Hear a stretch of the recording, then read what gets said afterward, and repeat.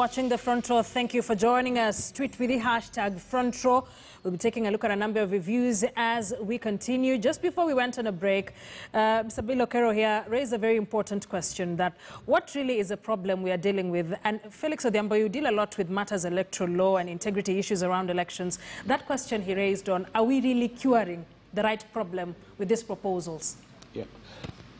Let me say, first of all, begin by saying that the sentiments expressed by the senator, especially with respect to rigged elections or credible elections, is something that me personally have consistently echoed, that therein lies the major problem that we face as a country.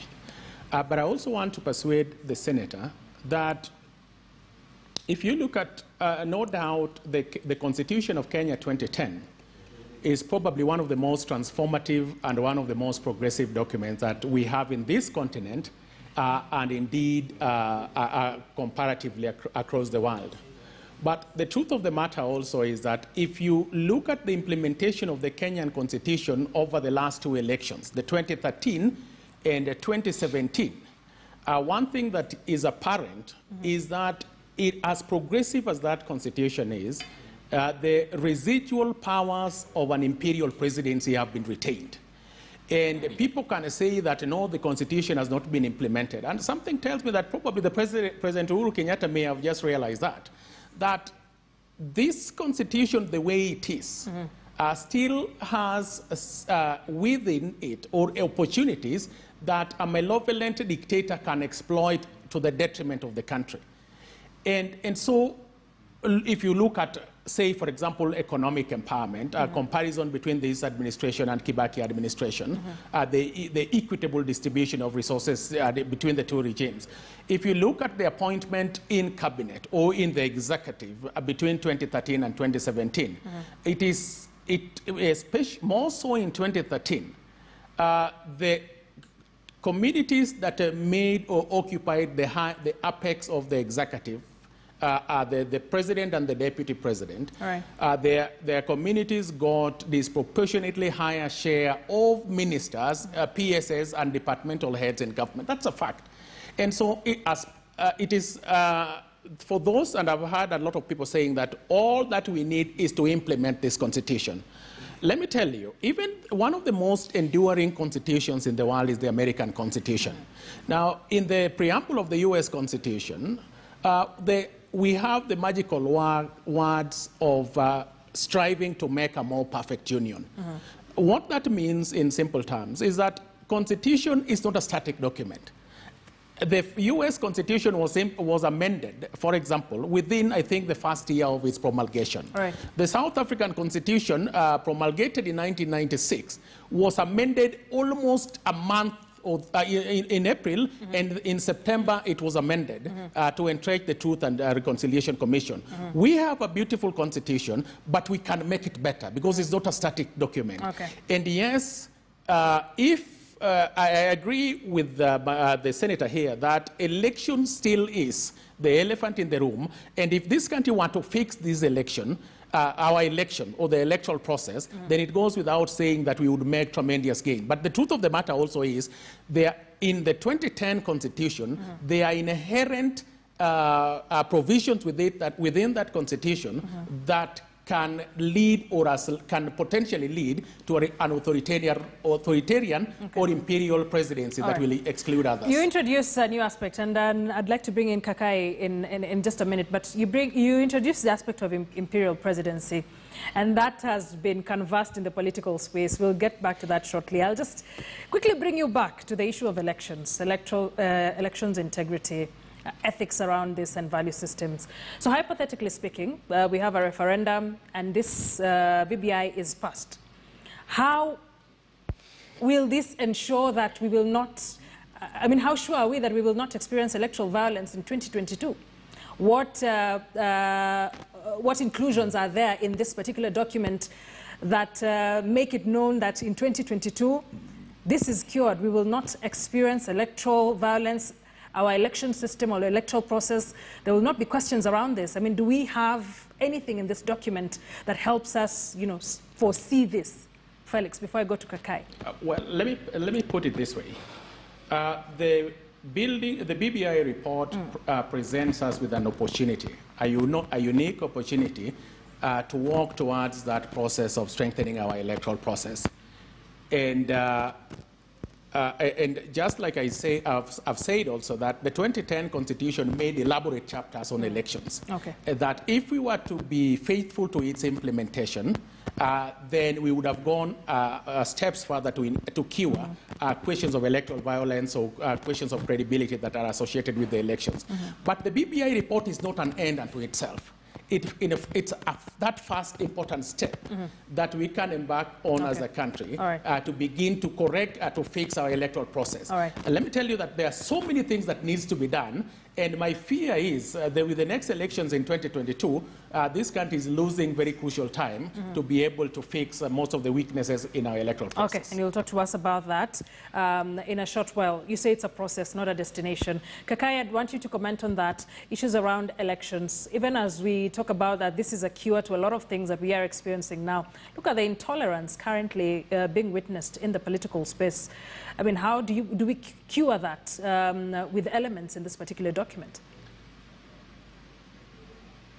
And that's why exactly BBI document is there, and that's why these changes and reforms in the BBI have been proposed.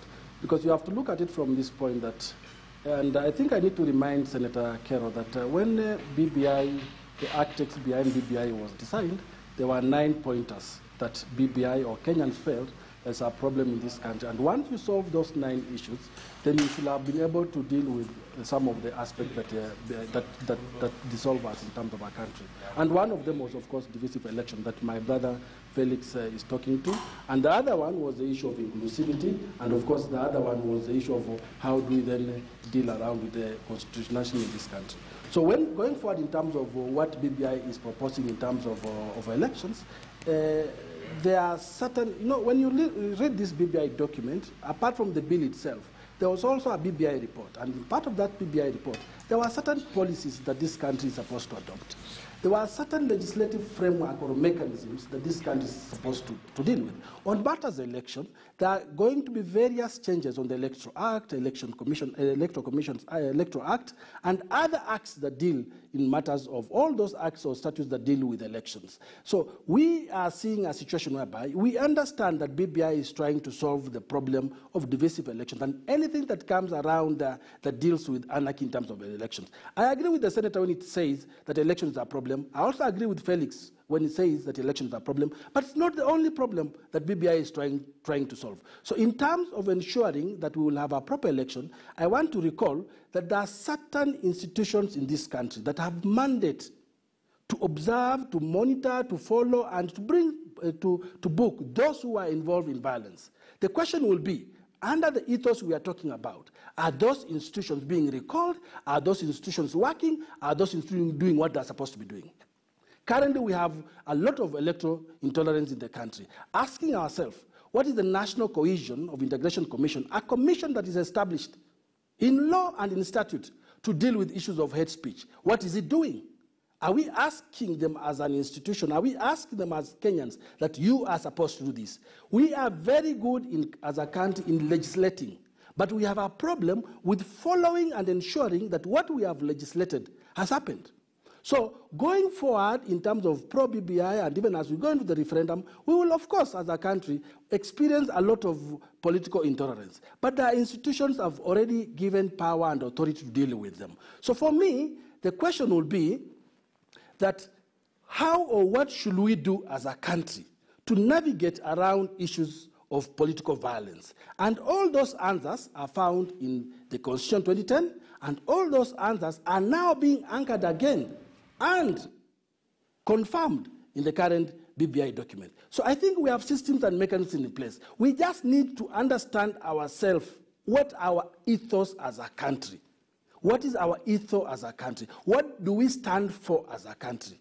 And that's what, in my observation, should be the position in terms of going forward. Let me bring you back to, how a prime minister can leave office in the event, they vacate office. So, and maybe we can put it up for the viewers, some of the Super Bowls. The office of the Prime Minister becomes vacant if the holder of the office is dismissed by the President, ceases to be a member of Parliament in accordance with Article 103, resigns from office in writing addressed to the President, or is impeached from office in accordance with this article. So when we talk about impeachment, a member of the National Assembly, supported by at least 1/4 of all members, may propose a motion of no confidence in the Prime Minister. And if the National Assembly, by a resolution supported by more than half of all members, pass the motion of no confidence in the Prime Minister, then the Prime Minister ceases to hold office.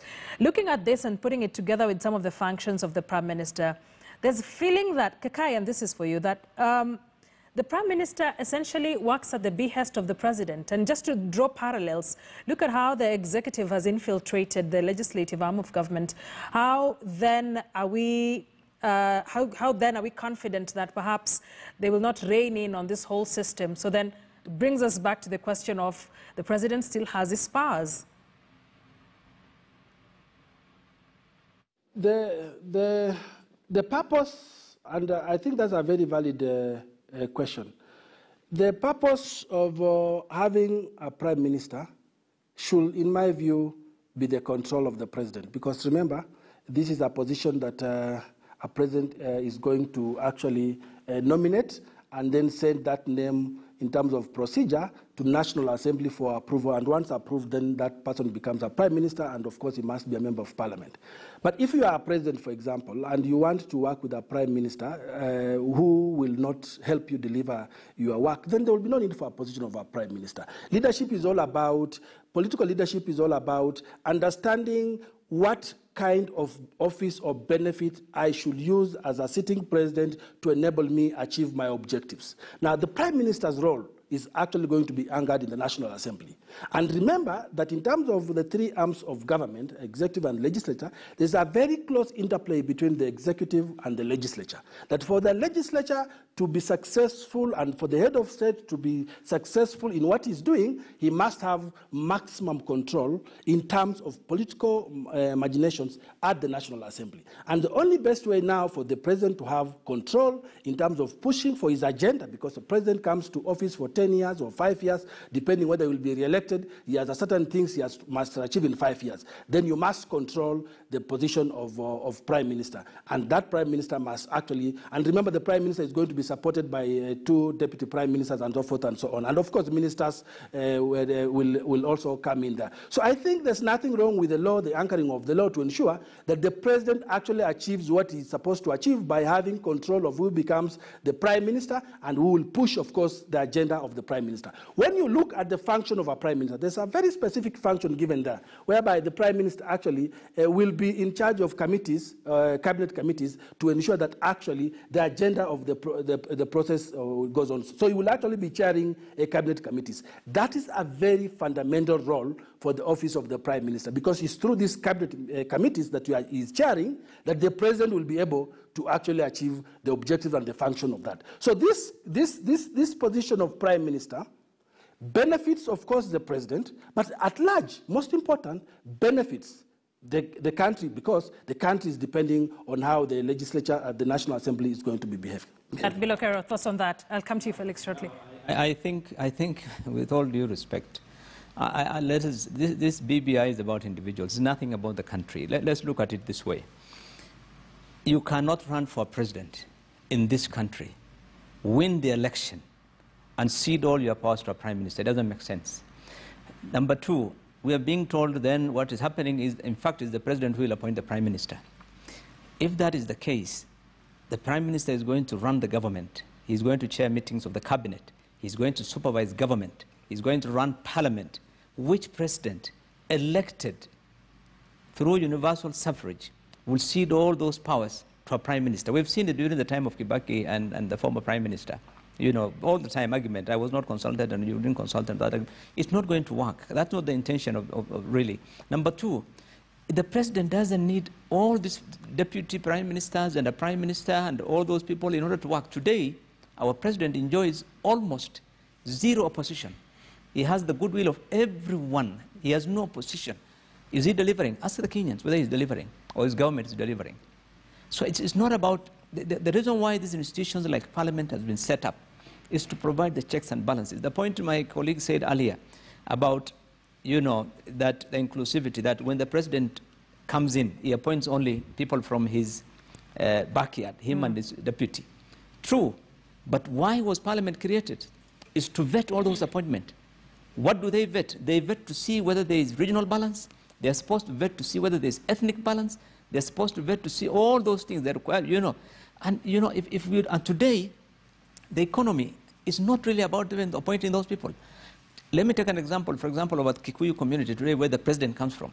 They enjoy the highest, from what you've had, number of appointments in public service, in parastatals and everywhere. But go and ask an average Kikuyu on the streets. They are the ones who suffer, who complain of the economic marginalization today in this country. Because the economy is not about an appointment to an office. It doesn't help you. Whether your person is a minister or is a PS, it doesn't. It's about building the economy of this country so that the 50 million can benefit. It's not about who is appointed.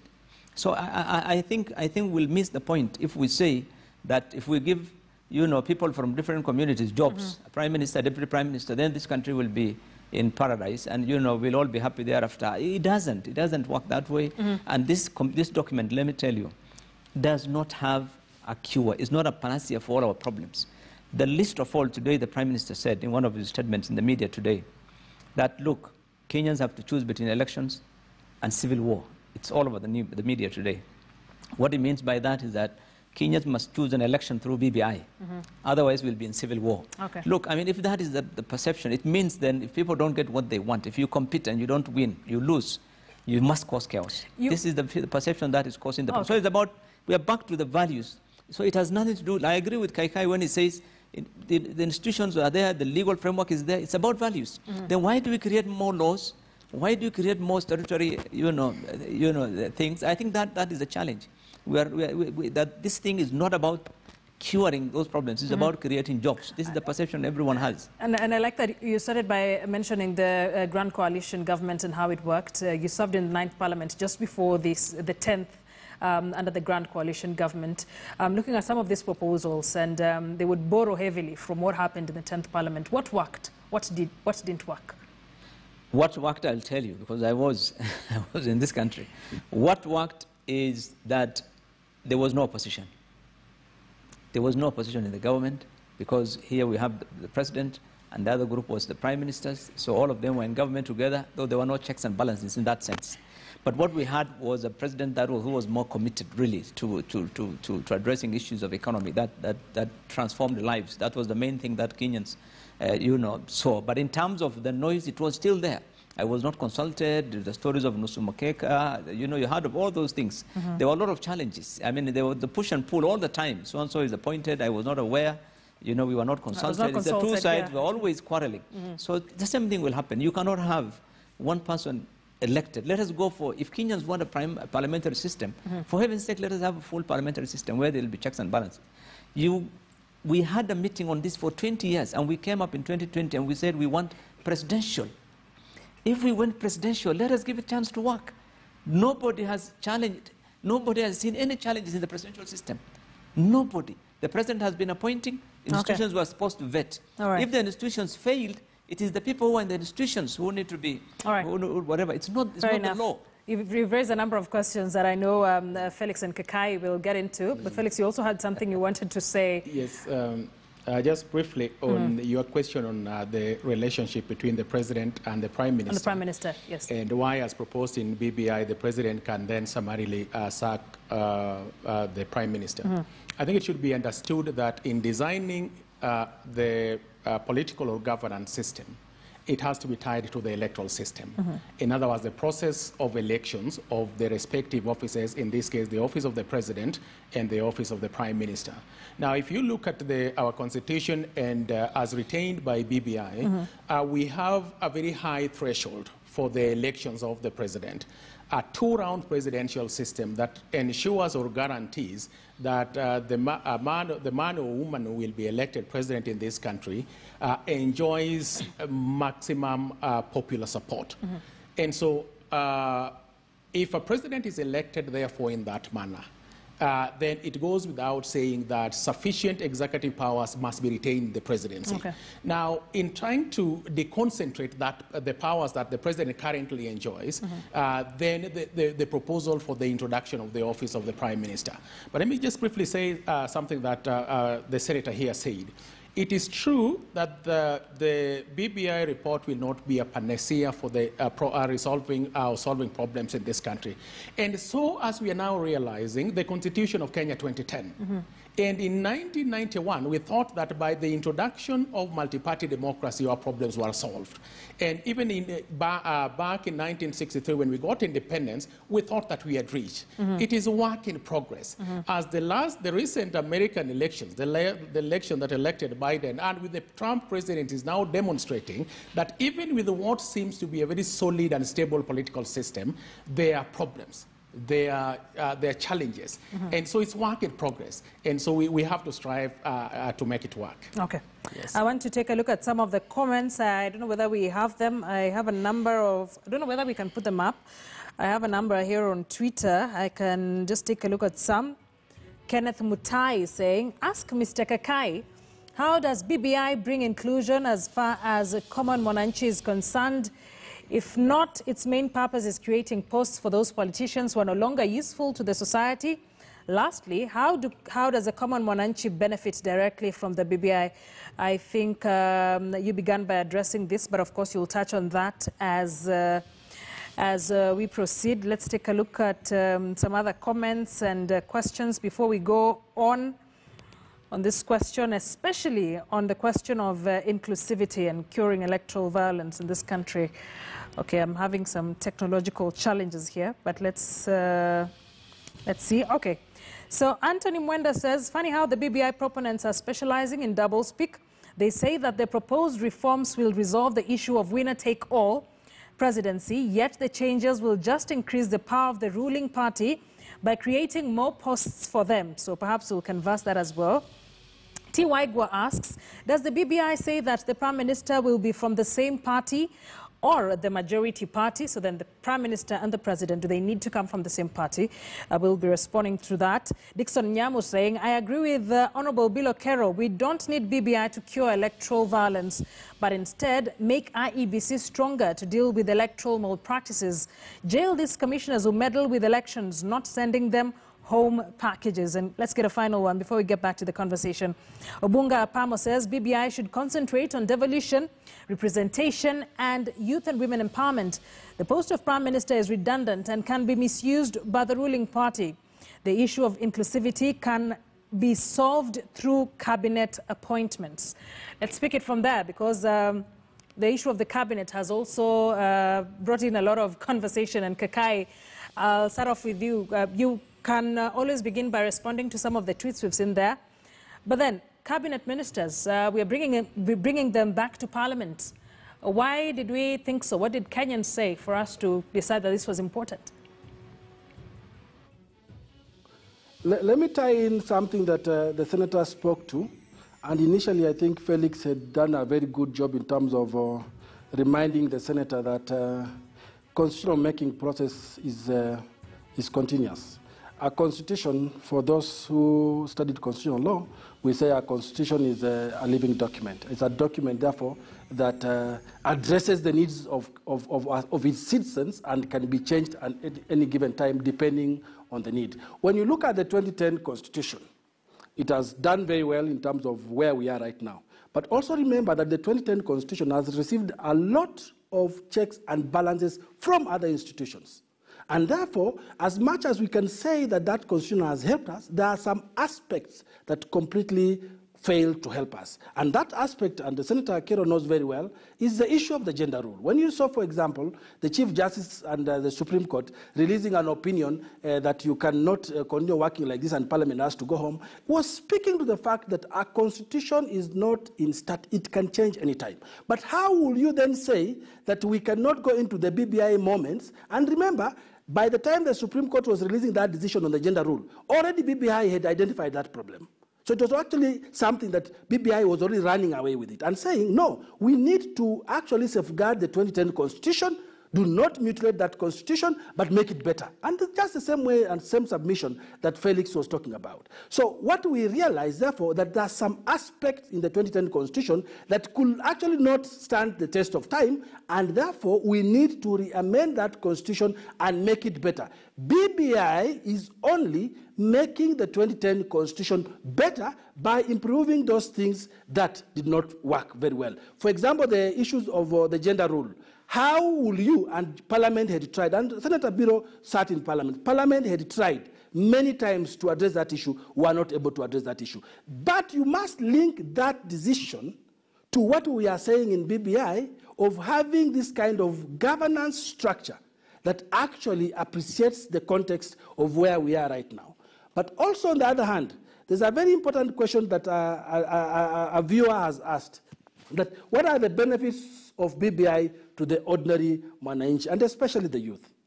I am telling you, and I'm inviting you, read that document. And I'll pick some aspects that are so beneficial to the ordinary citizen. One, there is a CDF being proposed under BBI. CDF was not in the Constitution. Now it's being put in the Constitution. CDF is going to solve all those problems that the youth undergo in their respective constituencies. Number two, there is the Ward Development Fund, Pesa zinaenda mashinani. What are we saying? At ward level, you will have funds given to you by the county government, which will be about 5% of that revenue of the county government, which will help the youth participate there. Three, there's a youth commission being established in the Constitution. Why?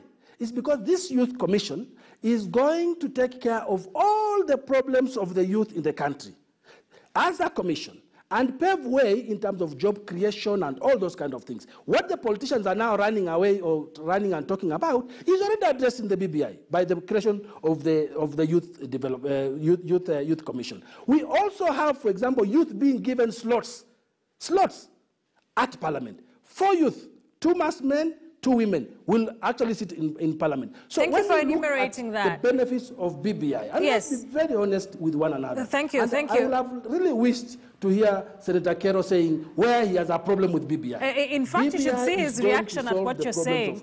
It might not be the end of everything. Yes, Kakai.